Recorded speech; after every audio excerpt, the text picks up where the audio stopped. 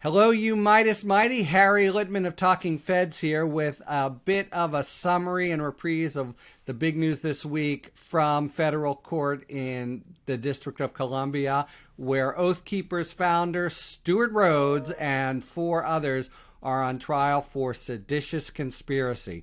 First, the charge, a big deal, a very big deal. The DOJ brings it rarely. Its history is somewhat checkered.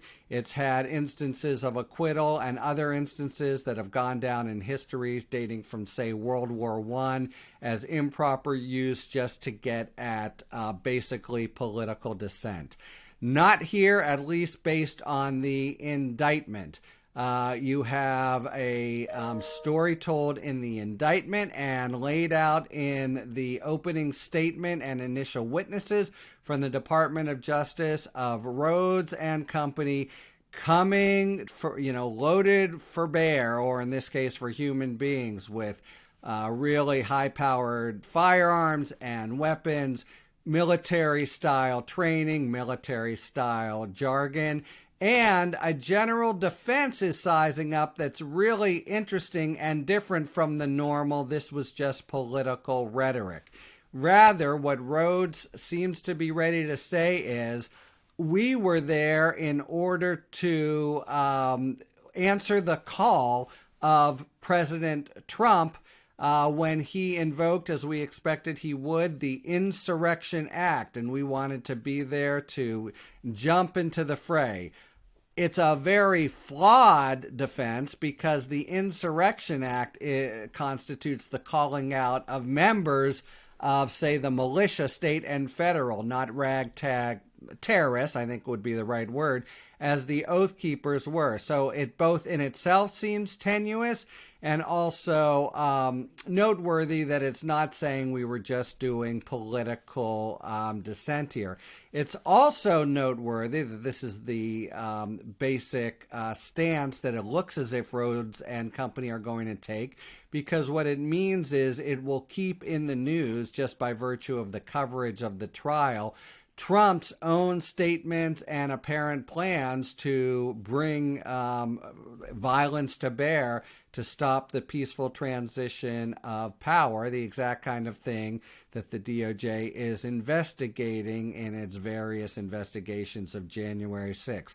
And by the way, the planning stages involve some communication, well, both on the night before January 5th with other groups, but even before then with Roger Stone. So no direct Rhodes to Trump communications, but direct communications to Roger Stone, who is one of a group of potential sort of bridge conspirators going from the actual marauders on the ground, like Rhodes and Company, to Trump and Company, because Stone, Giuliani, others who were in the Willard War Room may well have been a kind of a bridge going both ways and giving information and taking orders. Potentially, this is just, speculation on my part, nothing the DOJ has charged. But if the January 6th conduct is going to eventuate in charges, that would be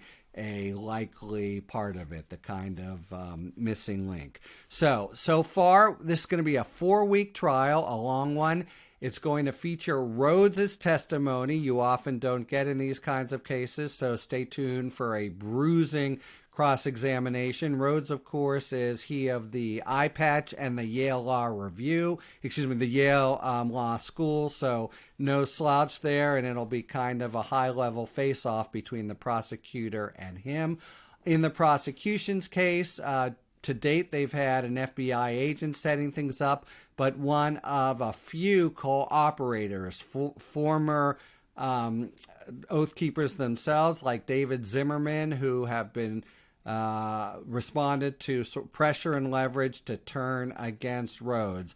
And so Zimmerman, among others, comes forward and gives some very inculpatory information about what was going on in the weeks before the January 6th. And it's especially important for Rhodes because he spends the day outside of the ellipse and the actual, he doesn't invade the Capitol, but evidence is strong that he was, as the DOJ put it, kind of a general, getting information and issuing orders from afar. All right, so there you have it, Meidas Mighty, the first of 4 weeks. Look especially for the evidence coming from cooperating witnesses, and then the sort of trial centerpiece, the testimony of Rhodes himself, which will come probably in a couple weeks. And it's a big, complicated case under a very, very serious but controversial and checkered charge of seditious conspiracy. And the final footnote here is to the extent in which it incidentally brings possible conduct by Trump or people closer to him like Stone into the fray.